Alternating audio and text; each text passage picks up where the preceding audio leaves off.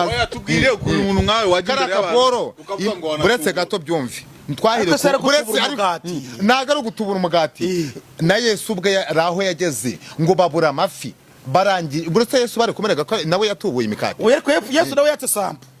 ntabwo Yesu nabikoze gutya delegate yes yatse sample bafashe imikati imwe bayishyira ku isiniya arayisengera oya Yesu yaravuze ngo muzane imwe none mbona uko nawe nabyo mbona ari ubumenyi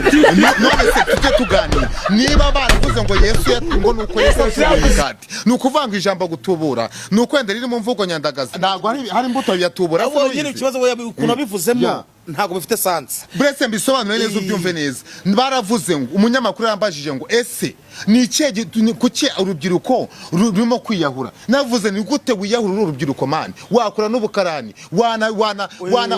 wakora n'ikiyede wakora n'akazi ko mu rugo wanatubura avuga ngo wiyahura kubifashemo nyine urumva akazi kagize gate karabuze ariko ntabwo ntabwo kwiyahura ujya kwiba ntabwo wagira inama yawe yo kwiba aho kugira ngo ujye kwiyahura wanakwiba bro